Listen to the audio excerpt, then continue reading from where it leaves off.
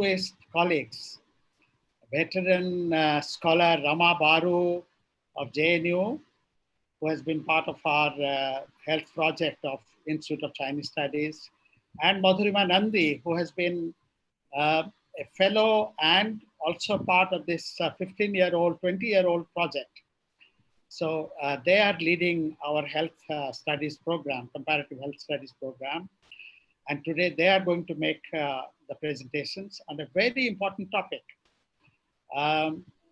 As the pandemic unfolds, health system preparedness in India and China, they are going to assess. I think everybody is thinking about how the global pandemic has crossed 5 million, and in India it's more than 1.5 lakhs.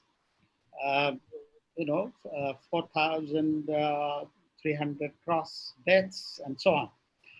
But I think the very important question is how we look at the preparedness, systemic preparedness, as well as immediate measures that both countries took and how to compare them.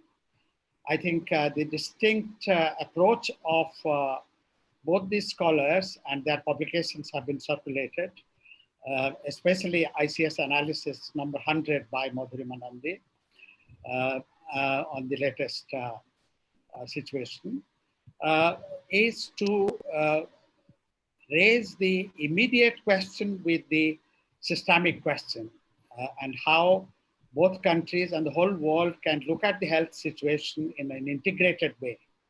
So that is the subject of this afternoon's webinar. And we have some ground rules. This is a wonderful partnership with the print. So we will, and this is live telecast on YouTube, and it will be put on the website also of both the print and ICS. Friends, we have to strictly abide by the time limit. The 25-30 minute presentation by the two speakers, followed by questions by Jyoti Malhotra, the editor, National Affairs and Strategic Affairs, National and Strategic Affairs of the print. Then we have two specially invited discussants who will take 2 to 3 minutes to comment. Professor Ramila West of the JNU Center for Social Medicine and Community Health, and Dr. Devaki Nambiar, Program Head, Health Systems and Equity, the George Institute of Global Health, New Delhi. And then we'll have some 20-25 minutes of open discussion, questions. Please use the raise hand option under the, the participants list under more, or through the chat box to ask your questions. So those are the ground rules, and we look forward to some exciting ideas coming from Professor Rama Baru and Dr. Madhurima Nandi. Now your turn, Rama. Thank you. Thank you, Professor Monty, and thank you, Mr. Ashok Kant, and all the colleagues at the Institute of Chinese Studies. Today, we will present some of our ideas and some reflections based on some empirical evidence as well as media reports. As the pandemic unfolds, health system preparedness in China and India. So initially, I just want to set the stage for the ideas around preparedness. Firstly, I think in human history, the COVID-19 pandemic has unleashed a shared global experience in terms of human experience, as well as health service system experiences. So if you look at reportage and writings from various parts of the globe, we do get a sense of, deep sense of uncertainties, fear, and anxieties. So this is a shared human experience. There is also the shared human experience of isolation and also loneliness. But in all of this, the human experience, which has been a shared one, has also been a story of the rise of hypernationalism. So what is a global pandemic by definition is a global phenomena, but you also have state responses which have been, in a sense, framed by the idea of hypernationalism. And I'll elaborate on this a little later. What you also find is that this is an opportunity for great global cooperation and dialogue. But because of hypernationalist positions, you find disruption of global networks and a reconfiguration of the way in which global institutions are perceived and are being, in some cases, even criticized. But what are the commonalities we find when we say uncertainties about the human condition and the experience due to COVID, which we are all living through? But we also have uncertainties of science. So we have uncertainties in terms of understanding this novel virus, how it will behave, how it will mutate, and how it will interact with the human host. We also have lack of certain medical measures. We don't have the vaccine yet. We don't have medicines. Also, there's a lot of discussion and controversy around the hydroxychloroquine. It's certainly not for the purpose of treatment. And then when you have the moderate and severe cases, there's a very high reliance on tertiary hospital care. And this really involves preparedness of very high order, which is very labor intensive and also technology intensive, because you do rely on the need for intensive care units, you rely on isolation wards, you rely on ventilators and a whole host of other technologies. What this pandemic has also really brought out is the unequal distribution of the pandemic in terms of cases and mortality across economic and social classes, and therefore the vulnerabilities of race, age, class, caste, and gender. So what you're finding throughout the world, irrespective of which country you look at, whether they're highly developed or they are the low middle income or the middle income countries, is that the fault lines in the health service system have become rather glaring. And there is a great deal of variation in the levels of preparedness and the issue of public health governance. I now request Madhurima to continue. Yeah, I'll just touch upon what went on in Wuhan, the time it started, the emergence of the pandemic, and the way it progressed over the next 2 months. One is, of course, to start with the urban context of epidemics. We know that most epidemics start in urban cities, and the challenges are much more there in urban context, with a high density of population and given the high number of people commuting and a high economic activities within a city. So the details of this epicenter and the Chinese response is what I'm looking at in the initial phases. So as of May, we have 97% of all deaths in China were concentrated in Wuhan, and about 80% of all cases were in Wuhan. So the initial delay in reporting these cases have been documented all across. Of course, even the leadership has acknowledged there was an initial delay. And in fact, we also, thanks to Dr. Hemant Adlakha for bringing up the Fang Wuhan diary in the last seminar, because we also were able to actually read it after that and look at what the details were. I mean, in fact, the Fang write-up gives a complete day-to-day unfolding of what happens on an everyday basis in the context of Wuhan, the pandemic, the frontline workers, how they are dealing with it, what happens with the hospital systems, what happens with daily livelihood. She talks about everyday lives of people, how it gets disrupted completely, what happens to people who are not COVID patients but are not able to access the institution. So it's kind of an unfolding of a pandemic of this scale, which has never happened before. And the fear is palpable. Like you can read it through her diary, like the kind of fears, the small joys, on every day, the deaths, which are initially distant, but become closer home, people she knows.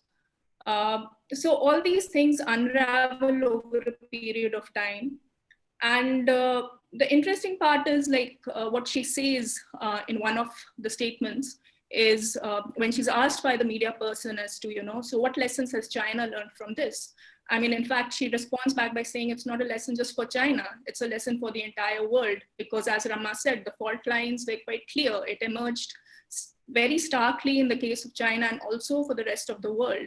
In fact, in the epidemic preparedness, North America comes first in the rankings, but obviously it hasn't been able to live up to that. And we know the kind of difficulties people have faced all across, whether it's the institutions, the infrastructure, the daily lives of people, nurses, other frontline workers. It's all, I mean, it's been a sudden down of the systems that were actually or should have been in place. So in the case of Wuhan, we see that these similar things are happening, but since Wuhan was the first city to experience it, there's a lot of tension, panic, fear on an everyday basis. So in the sense, India at that time, of course, we have a lot of students from Kerala, almost 400 students from Kerala studying medicine there. In fact, last year, Rama and I had interviewed some of them who are studying medicine.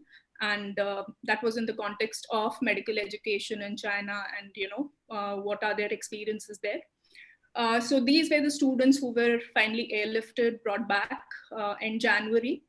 And here we see that first cases come up in Kerala. And Kerala is, of course, an outlier for India, where you see the Kerala experience. Kerala kind of have entire month of February, they planned for it, for any future cases that came. They were able to initially stop the cases from increasing end of January. They were able to put their systems in place. They responded very actively. They had their local government response team ready. Even at the state level, they had a 25-member response team that was ready. So Kerala definitely had the plan in February itself, because they realized that there'll be more cases that would come. And but in the sense, the whole of India, the central government, the national government seem to have been quite unprepared and didn't expect the surge of cases that would be coming in the next 2 months. So, so the response by the Chinese government, then of course, once it's delayed and all, the response was swift. They tried to manage with their infrastructure. They called in human resources from other provinces. Almost 40,000 health workers came in from other provinces to help manage the pandemic. Of course, they went through a very severe lockdown, which was unprecedented.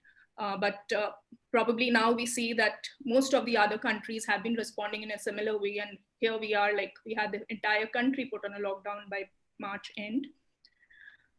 They also were the first ones to adopt certain protocols for as social distancing, hand washing, and use of masks, which became like similar responses in other countries. So we had a lot of things to learn from Wuhan in that sense. So I will now request Rama to,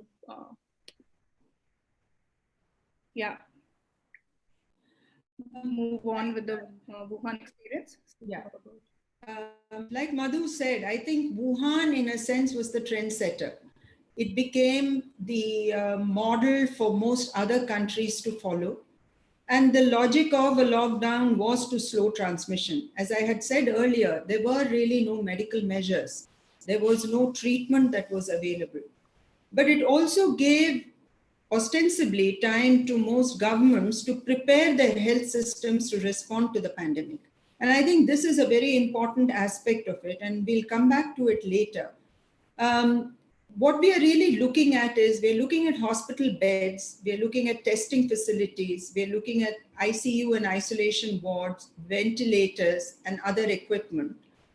But the very important part of this whole story was human resource availability. It was a very labor intensive, also an extremely exacting and fatiguing process for the doctors, nurses, and various levels of staff. But it was also a dangerous aspect. There were many safety issues involved. And in this, the personal protection equipment for health workers was a very important piece. The Chinese were able to increase, and in fact, when you read their response to the pandemic, they were able to increase supply of testing equipment. They were able to produce the PPEs required. That doesn't mean they didn't have shortages, because if you read the Fang Fang diary, because of the virulent nature of the epidemic in Wuhan, they were just keeping up with the cases that were arriving in their hospitals. So it is not as if they did not face problems of PPEs. They also had to, and I don't know how many of you read reports of even building hospitals to be able to accommodate the sick. But yet there were these problems, there were these snags that they faced.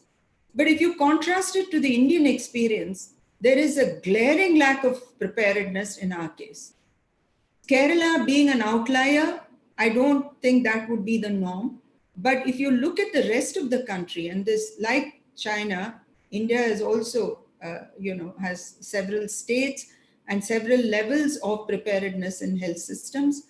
But what we are really finding is the lockdown happens in the third week of March, but we are not using that time adequately to really prepare for our health systems. And another very important aspect of the preparedness was that we did not have self-sufficiency in medical technologies. We had to rely on imports. A simple thing like PPEs. You need cloth, which we had plenty of, but we didn't have the capital goods, which is a machinery to stitch PPEs. We had to rely on import of this equipment from China.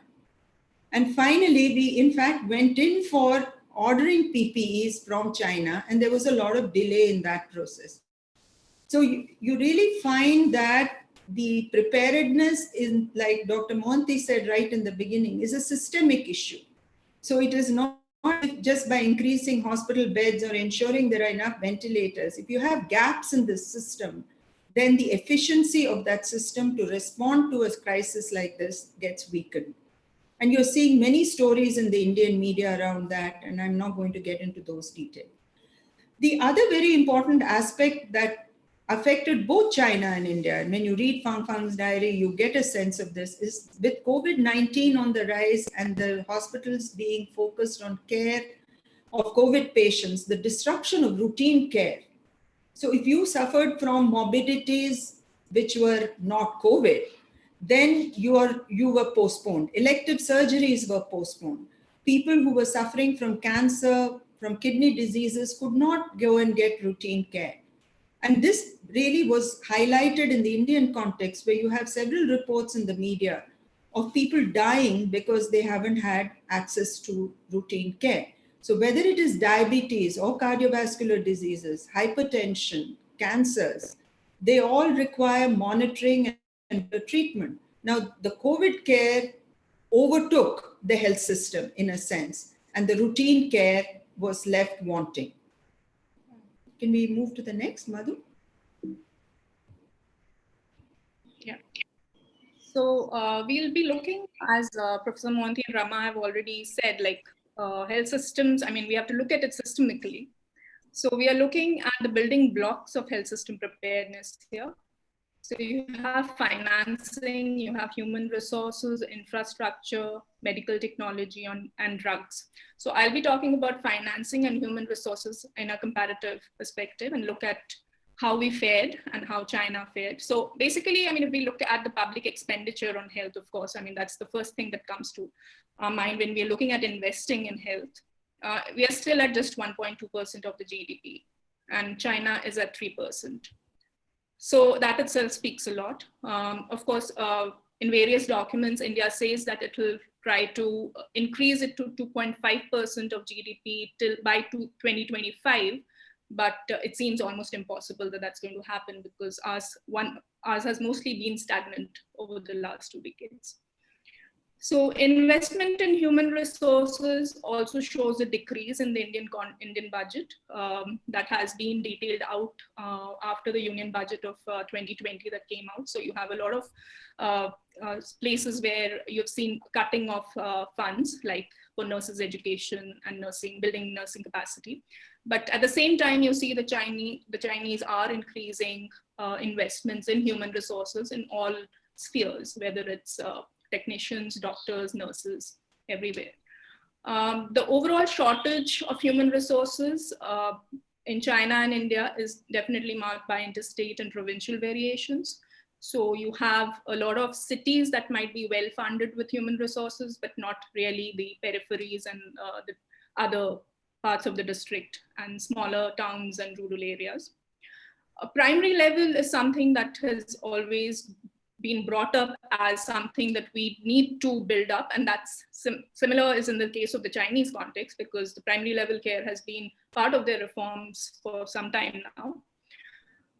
In the Indian context, if we look at human resources, we largely depend on the ashas, who are incentivized, but they are not part of the public health cadre. I mean, they're not part of the cadre per se, because they are not employees of the public sector. They're not seen as employees of the public sector.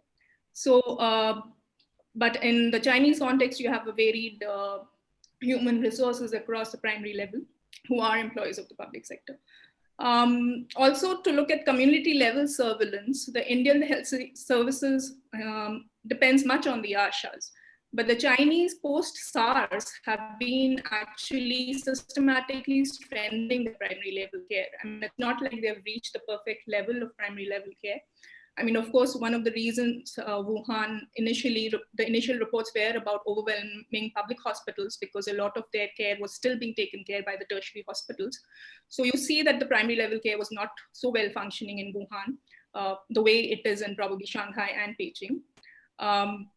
But they are in the process of mobilizing human resources at the primary level. And as we see, like they were able to mobilize and build their capacities during a pandemic. So increase in investments, I mean, during the pandemic, so there have been talks about what kind of post-pandemic measures and investments should be made, keeping in mind the context of the COVID and future pandemics that come. So the China definitely has gone ahead to announce that, you know, it's going to increase its investment in terms of surveillance, the primary healthcare. They have acknowledged what are their gaps and where they need to invest. But in the Indian context, the measures are definitely remain the same. Whatever Nirmala Sitharaman also said in the last week in terms of the health, it's actually what we see is a repackaging of the earlier schemes. So nothing much that's coming out of it, apart from, of course, privatization has again been spoken about quite clearly, with public-private partnerships being brought in. So in the Chinese context, we see this, like they have, this is from the national work, their work report that came out, and Li Keqiang had spoken about a whole lot of things, but they clearly have spelled out like what they want to, how much they want to spend in the public budget on health. Then there's almost 1 trillion of government bonds for COVID-19 control, medical assistance for poverty-stricken populations, and they're increasing the health insurance subsidies, and also the per capita basic public health services. So in China, at least we know that there is a basic public health service that's available. Of course, they have their challenges, but the basic public health services is available for 95% of its population. I'll now ask Rama to talk about the infrastructure and medical equipment technology and drugs. Yeah. So what I want to really say is that, you know, when we read any report on COVID, everybody is waiting for the vaccine. And in this, there is clearly the play between what the earlier global networks were for scientific research, vaccine development, etc., and this hyper-nationalism. In a sense, this is getting played out in a very interesting way. I'll just deal with the infrastructure part of the story. In China, as you know, from the Wuhan experience, they really did go all out to increase their infrastructure for hospital services.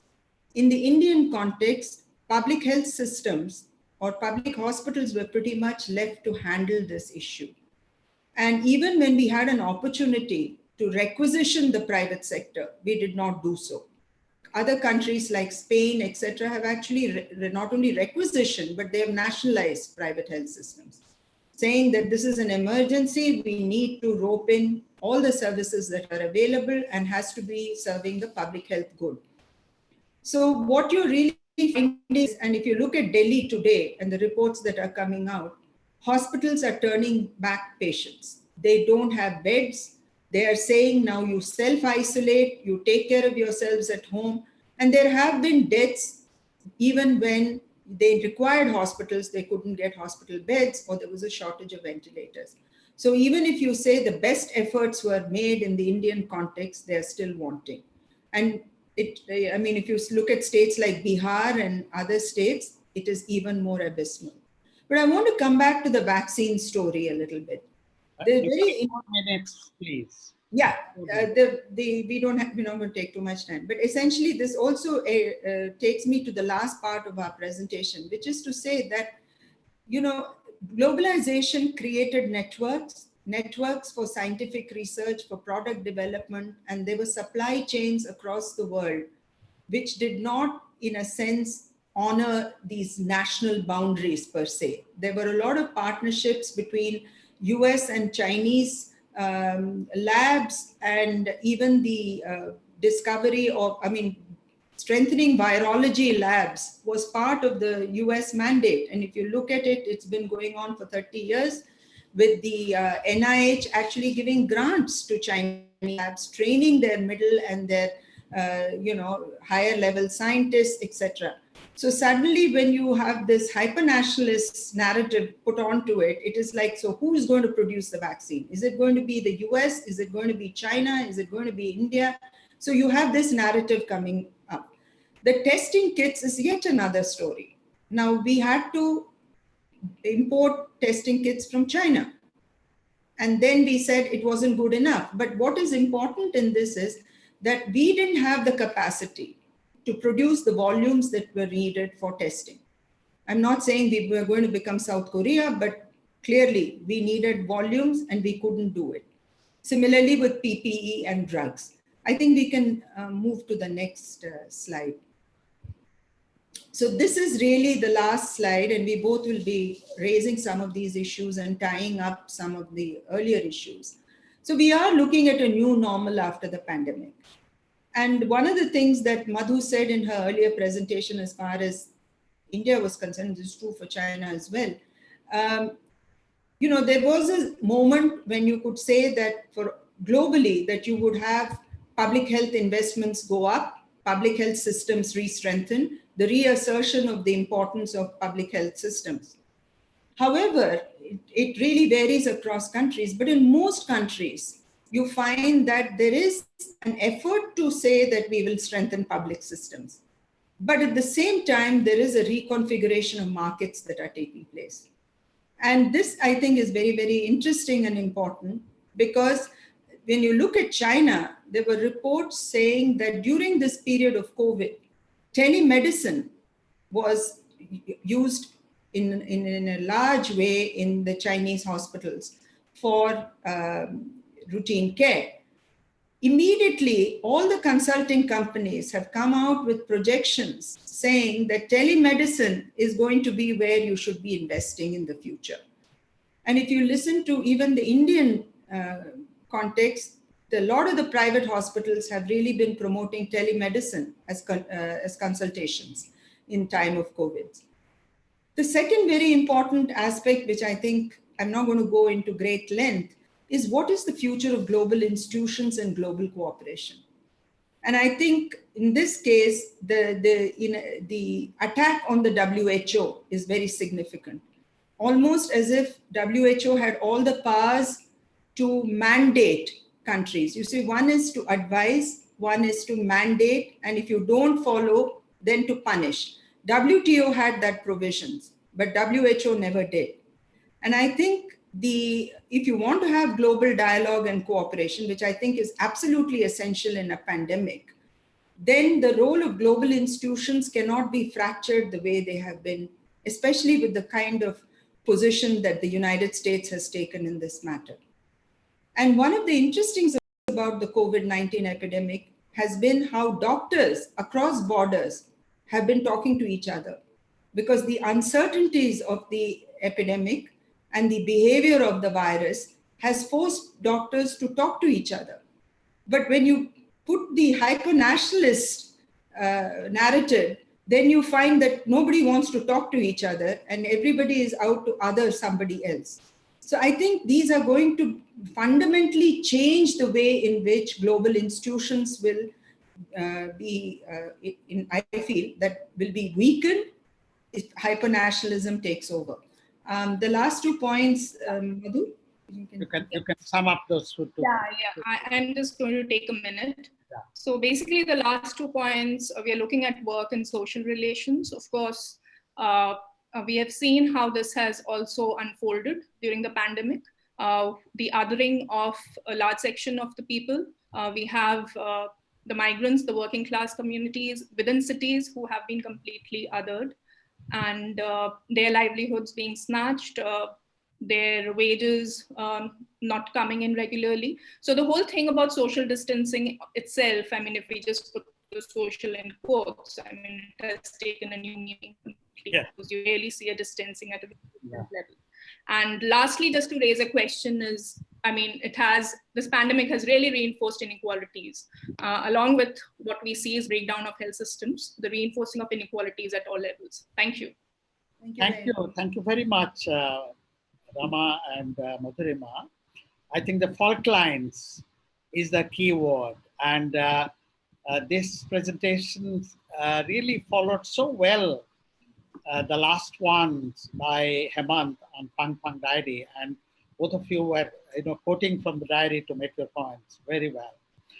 And you concluded with the reinforcing of inequalities in this process.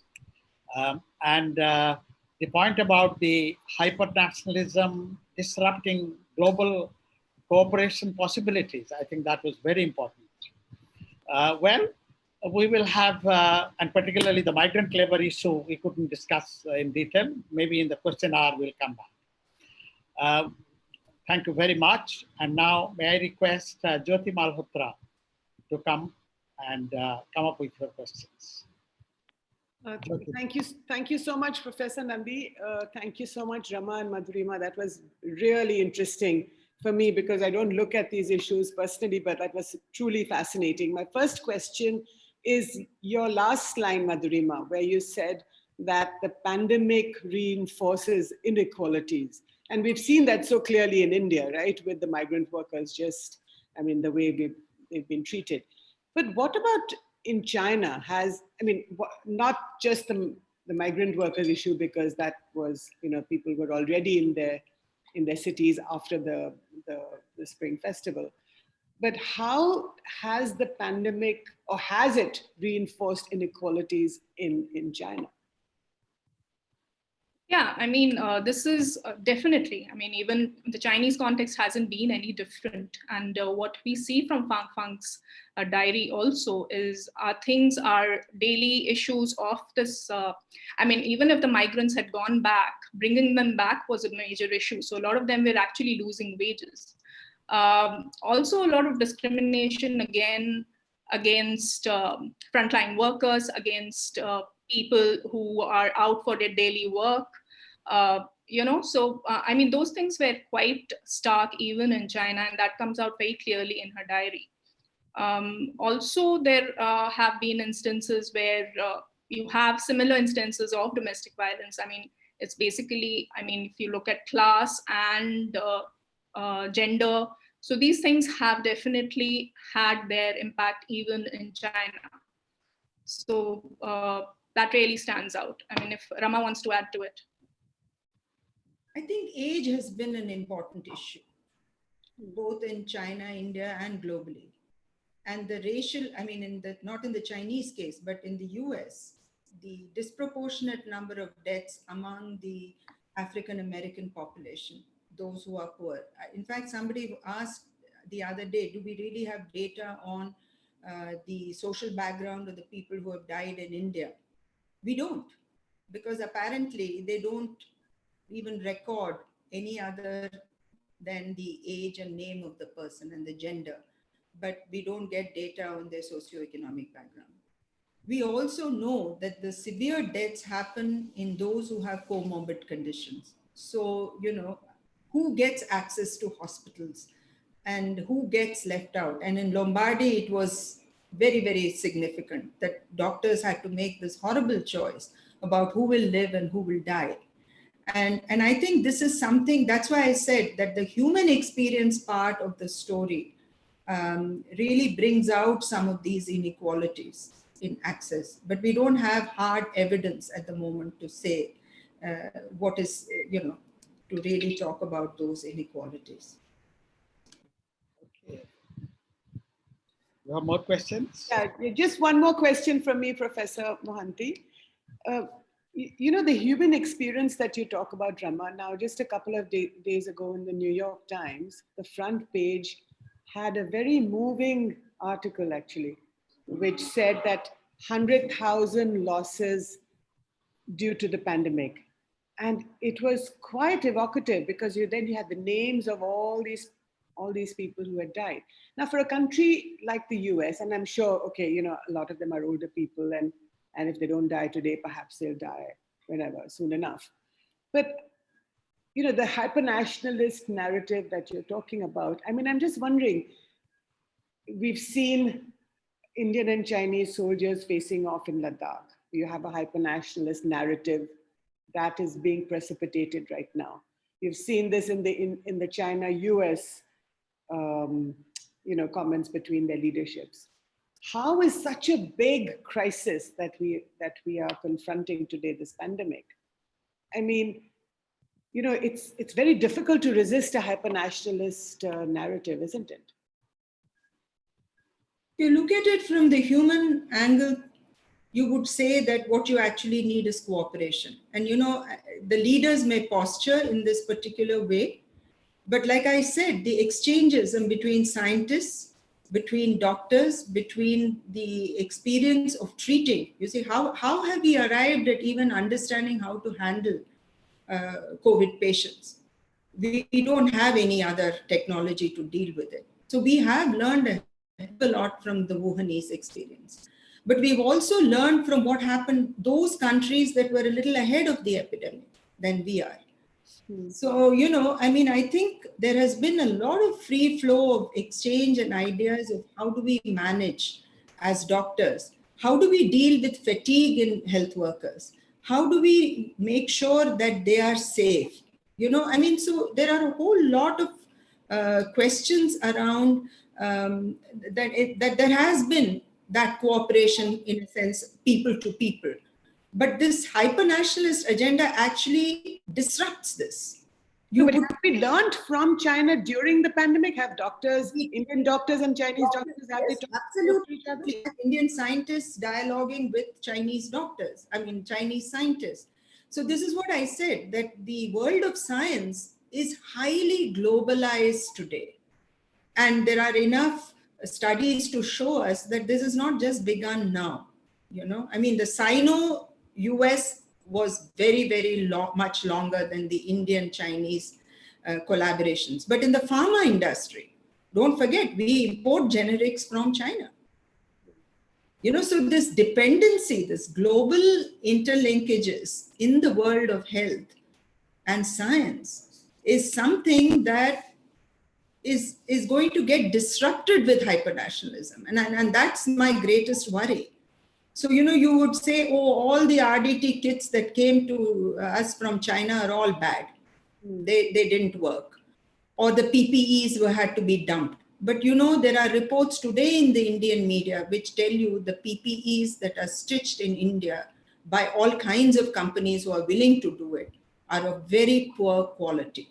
So, I think we need to really sort of revisit how hypernationalism disrupts human relationship, which is why I kept thinking when we were reading the Fang Fang diary, is she was presenting the human condition. And if you read reports from the New Yorker, it's very similar.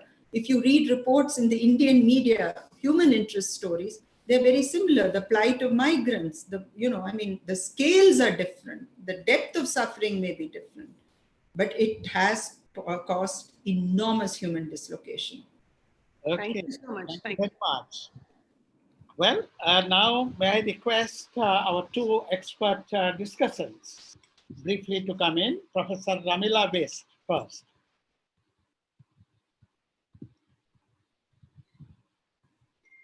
Yes, please. Yes, sir. Yeah.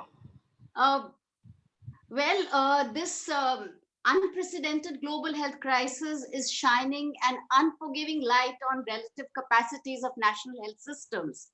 And I think it will lead to some kind of examination of political leaders and the ability of different political systems to deal with this unexpected crisis. And this political system, the nature of the political system, in my view, has impacted the response to the pandemic and will perhaps also shape its future preparedness. In China, for instance, as has been so well brought out, that the leaders, once they realized the enormity of the problem, moved rapidly to assert control. And they were able to address the epidemic faster because of their ability to finance, mobilize resources, combined with very strong governance structures and efficient execution. Their strong leadership at all levels meant that they could requisition on an emergency basis from the private hospitals, and not just the private hospitals, but private hotels, apartments, cars, and even they used private security guards to enforce lockdown. Now, this lockdown is said to be very draconian. But if you read literature from China, the citizens seem to be very supportive of this pandemic-related measures. Probably they were willing to make a trade-off between social order and social control. And therefore, this national emergency kind of response helped them to avert thousands of cases and limited the size of the COVID epidemic in China. And very soon, China was able to change the global narrative from being an area where it started to somebody who knew how to control it. Now, looking at the Indian side, Madhu and Rama have both very well brought out how grossly underfunded, extremely uneven nature, and also the great variations that we see between different states. And we also have a very poor record of dealing with communicable diseases. Now, in this country, I mean, you have a Kerala, which has done very well, a Maharashtra, which is not doing too well, and we have dysfunctional healthcare systems like Uttar Pradesh. And therefore, the experience has been very, very variable. Now, this chronic neglect of public health sector has gone hand in hand with an unregulated growth of the private health sector. And this growth has been fueled with the support of public policies who have opened up the healthcare sector for for-profit activities and for transnational investments. Interestingly, the Indian government's India Brand Equity Foundation, which is a trust which is formed by the Ministry of Commerce, estimates that the market for healthcare in India will be to the tune of $372 million by 2022. So, and you have, big, large hospitals like Fortis, Narayan Hirdale, etc., which have, have a, what do you say, they are publicly listed on stock exchanges, and they allow freer trading of the equity. Now, Rama, as she so pointedly brought out, that the treatment is focused in government hospitals. All the COVID treatment in India is focused in government hospitals, and these hospitals are underfunded. They are not patronized by the rich and powerful, and the staff is demoralized, not only being in short supply. And naturally, at this moment, they are overstretched. And the maximum number of beds, the ICUs, the ventilator capacity is in the private sector. But unlike China, our government's response towards requisitioning the private sector has been very, very patchy and varied. Now, look, if we go back to the lockdown, ours was no less harsh than China's, but we were not able to exert the same kind of control over our citizens. Now, this is attributed to the democratic nature of the state, but we all know there is authoritarianism even in democracy. In the first month of the lockdown in Maharashtra, more than 60,000 arrests were reported of people who had disobeyed the orders. And there were reported cases of patients trying to flee from isolation wards or trying to dodge the mandatory home quarantines. Now, all of this really flag one key issue, that there is a trust deficit in the public health system in many parts of the country. Okay.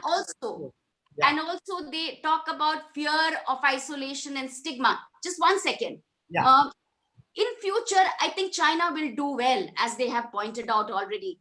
If you look at their experience from SARS in 2002 to 2019, they very much strengthened their networks of China CDC. They developed a workforce in field epidemiology. They did a lot. I mean, there are evaluation studies which show that public health services expanded to almost 76.6%. In India, as pointed out by Madhu, the economic stimulus package announced by the finance minister, there's nothing new or nothing much in it. So we really don't have much to deal with COVID. Okay, thank you. Please. Okay, sure, all right.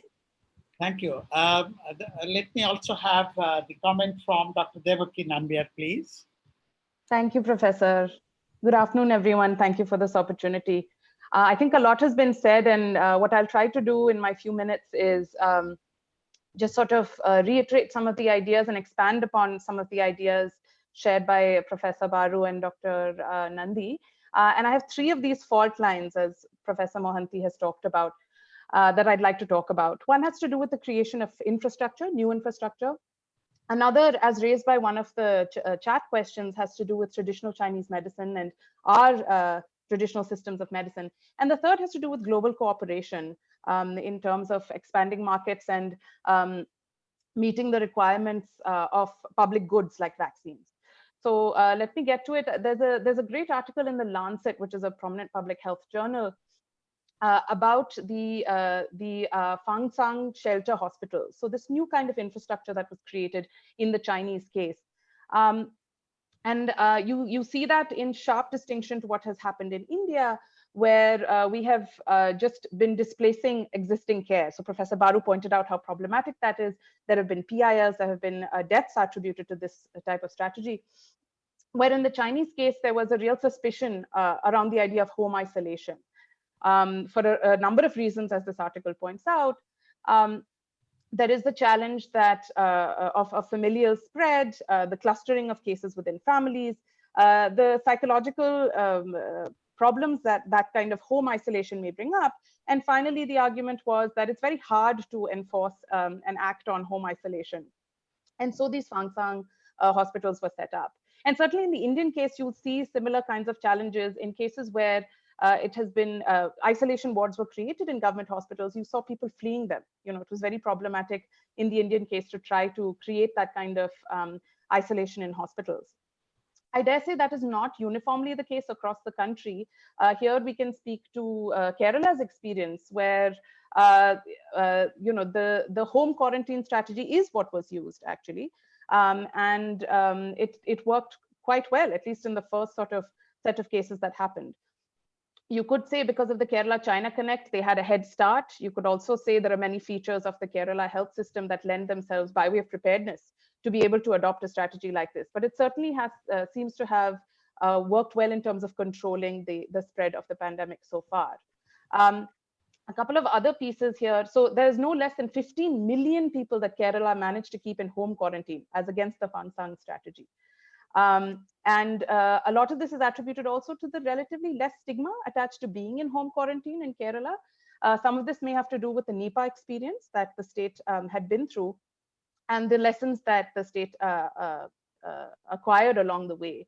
There was extensive community participation, something like 100 contacts per trace, per person infected, were followed up in the Kerala case, where nothing close to that has happened elsewhere in India. So the kind of follow-up that has been possible in this particular state has been notable, in contrast not just to China, but to the rest of the country as well. In the Chinese case, of course, there have been issues regarding consent and actually forced quarantine in the Fangsang quarantine hotel. So that's been a problem as well. And it's hard to get a complete picture and full information about this, but from purely public health perspective, the Fangsang strategy has worked. Kerala's home quarantine strategy has also worked. So there you have it. In different contexts, these strategies have shown some success in these early phases. There is, however, a funding angle here as well in terms of preparedness and investment in infrastructure, as Professor Baru and Dr. Nandi also pointed out. You can see very clear pronouncements in China of their investments towards health. India is operating from a weak position here already, and it remains unclear, even as Dr. Bisht has pointed out, where in the stimulus package health stands, where in the PM CARES fund, for instance, health stands. We have $1.2 billion in that fund, and it's not clear what and how that contributes to health in particular. Concerns about the private sector also remain. Very quickly, I'll wrap up that point. I think it's useful and particularly important to look at the angle around traditional medicine. So the use of Chinese traditional medicine, specifically there's mention of something called Qingfei Paidu Tang, which I hope I'm not mispronouncing. This is actually, this preparation has shown promise in treatment of COVID-related symptoms. And this is according to the National Administration of the Traditional Chinese Medicine, and is also extensively documented in some papers and news articles. And there has been emphasis on also using Chinese traditional medicine as prophylaxis, and that there has been rollout of this. In the Indian case, in March, there was an advisory put out by the Ayush Ministry. It didn't land well, let's put it that way. There were a lot of questions raised about the basis for those recommendations and sort of the science behind them. But what has happened since has been quite encouraging. There has been a COVID task force set up by the Ayush Ministry. So the Ayush department has now become a ministry as of 2014 with its own funding and so on. And this task force actually has representation from different research councils in the country, which creates a very, I think, encouraging precedent in terms of being able to test different Ayush remedies and approaches. Okay. The emphasis in India, I should say, has largely been on prophylaxis, so prevention rather than treatment, which is historically also the case. So if you look at China and artemisinin for malaria, that was a treatment, whereas in India we focus on yoga, prophylaxis, building immunity, those kinds of things. And this is also all over the news, things like East Delhi cops getting having Ayush supplementation and no cases arising and things like that. This really warrants further examination. And I think the creation of this task force has great potential. And I think hopes are high because there hasn't been much coming from that sector in India so far. Some of that is connected to structural reasons. The integration of Chinese traditional medicine is much better in China. Perhaps I'll hold off on my last point in the interest of moving ahead. Those were very interesting points. Yeah. Now, from the chat list, let me just pick up 2 questions and then request Rama and Madhu to respond along with the other commentators. One is, who decides, who takes the critical decisions? Is it the medical professionals? Is it the bureaucrats? And how do you compare the 2 systems? Second, how reliable are the reporting processes? This has been raised in the case of US and both in China and India and other countries also. Then, of course, if you are reading Lin Hai, our friend Dr. Lin Hai from Shanghai, he says, don't take Fang diary as a source of information. She's a writer with anger. Anyway, that was just to read it out. Otherwise, would you like to respond to some of these, please? Before I ask the people, Ambassador Goel and Ambassador Saurabh Kumar to come later with their questions. Yes, Rama and Madhu. Yeah, this question of who decides, I think, is very critical, because if you look at the lockdown in India, the infectious diseases are in the concurrent list. So it is a central government, it's under the central government. But it has been a bureaucratic exercise. It has been a combination of the bureaucracy and the police to implement even the lockdown. And I think this has not gone well with many people, saying that you cannot control a pandemic without that. And there have been doctors who have said that their autonomy, their clinical judgments have not actually been consulted and factored in this decision. In the Chinese case, the moment the cases came out, it again came into the national jurisdiction. And it was a bureaucratic and an administrative exercise as well. So I think there is a very good expression which John McKinley uses, the proletarization of the physician. So in a sense, what has actually happened is, if you do, except the ICMR, now I don't want to get into that, the Indian Council of Medical Research has not really been in a consultative mode with, say, different state governments, different levels of expertise. And I think I do sense that there is a tension there. And, whose voice gets heard, whose voice then appeals to the national, the politicians, and how it gets used. So, like there was a pathologist, a retired pathologist from NHS, who said that you cannot use bad science to do policies. And very often, bad science is used to do policies, because if you criticize or you question, then there comes an issue of, you're actually going against what people can do.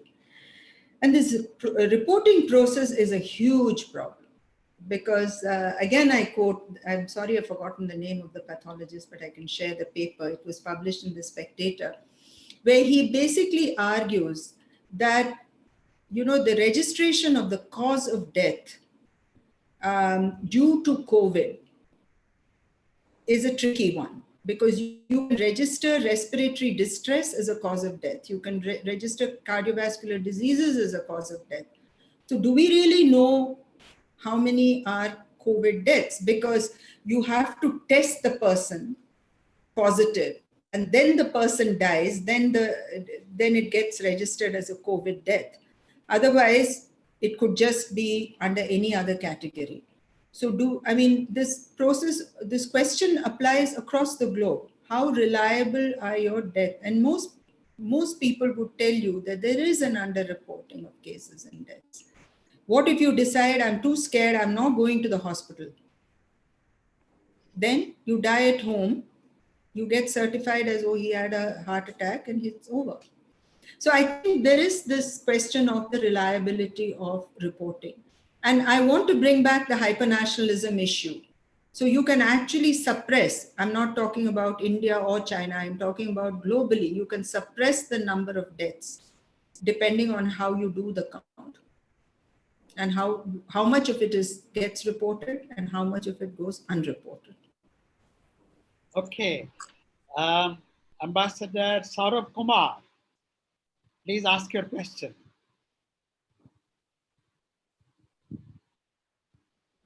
Hello, Saurabh, can you hear me? No, then Ambassador Suresh Goyal, please. Sorry. Okay, Saurabh, please, yeah. Thank you. Yeah.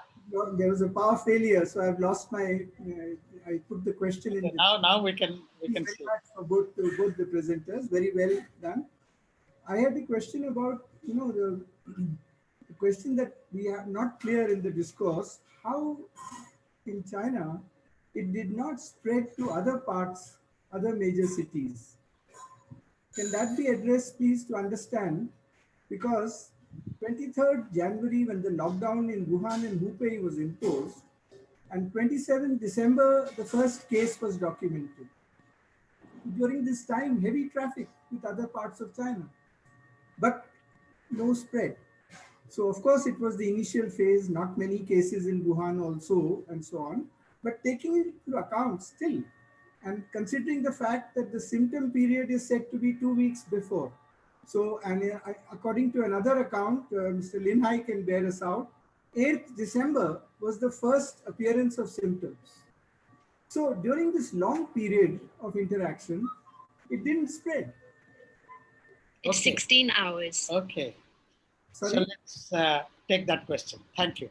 Thank you. And related to that, sorry, if we I think one question is fine. You know, our time is very limited. Sorry. have by now a day-to-day progression of number of cases, both in Wuhan and elsewhere, day-to-day from 27 December, because that helps in understanding. Okay. Thank you. Now, Ambassador Suresh Goel, please. Thank you very much, Professor Mohanty, sir. Thank you. Thank you. I'm not going to start complimenting and all those things, waste of time. It was very good, of course, but come straight to the question to save time. That is basically the inequity between the private healthcare system and the public healthcare system. Is there such a phenomenon in China? Because what comes to my mind is that, like in India, if I have money, I would prefer to go to a private healthcare, a private hospital. Also linked to that is really the issue of access. The crowds which go to the public healthcare systems and have to wait for hours together to be able to see a doctor. So the access becomes a linked issue, and the issue of really the expatriate community. Now, the China is part of the global links. So there is a huge expatriate community in China. Do they have equal access to this public healthcare system? Because in that case, they're depriving the Chinese natives of the same facilities. How do they deal with the healthcare then? Thank you, sir. Thank you. Now, let me add 2 questions from the chat box. Dr. Nina Verma says that she disagrees that lockdown hasn't helped. Actually, nobody said it hasn't helped. It has helped in India. But she points out how, you know, in this 2-month period, there has been expansion of the production of kits. Now we have 600 plus laboratories testing, more than 1 lakh tests per day, and so on. So, you know, it has had a lot of positive effects. She says that this should be recognized. Now, Govind Kelkar has 2 questions. One is, she wants to know the reaction of the youth in both the countries to all these measures. And second, what was the impact on the gig economy workers, particularly women gig economy workers? So women in the gig economies. Now you can take up all these 4. I will answer the first one first, Ambassador Saurabh Kumar's question. So I have some data which says that this is, of course, I mean, I'm just assuming a lot of things here, but it says, like what I'd written in my ICS analysis also, that there were about 375 cases in Hubei before the lockdown, and about 571 cases in entire China before the lockdown. Also, the 5 million people who left Wuhan city before the lockdown were actually the migrants who were going, in fact, to different parts of Hubei itself. So about 70% of the 5 million people were actually migrants who were from the Hubei province itself. And I mean, that's the reason probably later you see, like by early February, Hubei is also under a lockdown. Initially, it was Wuhan city, and then you have the entire Hubei under lockdown. The other thing is, of course, I feel that in other cities too, I mean, even though the lockdown wasn't so severe, things had come to a halt. I mean, in a sense, the surveillance measures and all were all in place, or were obviously brought into action. And also the hospitals were asked to prepare. In fact, Lin Hai will be able to say, because we were in touch with him when he was in Shanghai, and they were all already under a lockdown. It's not like they were functioning from their offices and all. So things had stalled immediately after the Wuhan lockdown happened. So in that sense, I feel the cases they were able to handle, and the SARS experience itself had given China a, it was kind of a red flag to them again, because this was something again they were facing, and this was a new kind of coronavirus. This was a new, the whole thing about uncertainty, the whole thing unraveling. So China was on alert. Immediately that it happened, they didn't want to repeat the same mistakes that they had done before. So I would attribute the less cases to that, in the sense, of course, some of these cases then go off to some of these people go off to Italy and travel there, and things go completely spill over. But of course, that's also because the preparedness was much less in these countries, and they didn't take it so seriously the way China had taken from the initial case itself. From the moment they learned that human-to-human transmission was, they acknowledged the fact that there was a human-to-human transmission, they went into complete mode of, trying to handle this at the primary level and surveillance mode. The next, Rama, would you want to take up the private health sector? As far as the private, there is a large private sector in China. And in fact, because of the social insurance, it covers mainly public hospitals. But recently, the Chinese have allowed some private hospitals to come in certain provinces to access the social insurance. Expats access private hospitals. And in fact, there's a very interesting history of how it was an American woman who sets up the United Family Hospitals, a chain of hospitals in China, and mainly for the expats. But now, of course, the Chinese also access it by paying. So you have the rich Chinese who access these private hospitals. But public hospitals in China are as crowded as the ones in India. The volume of patients is very high. There are long waiting lists. So all those questions of how do public hospitals function and are they able to cope with the kind of patient load they have are important questions. And partly this is due to the fact that the primary level of care is not as strong. So in fact, if you look at patient behavior in China, Chinese go straight to hospitals rather than to the community health centers. And this is a huge challenge for the Chinese. If you're interested, you and I have authored a book on commercialization, which gives a lot of these details. So you have a commercialized public hospital, you also have a large private sector, and the private sector does get government subsidies. So, they coexist. And in the time of COVID, like Ramila pointed out in her comments, they did requisition the private sector for COVID cases. Right.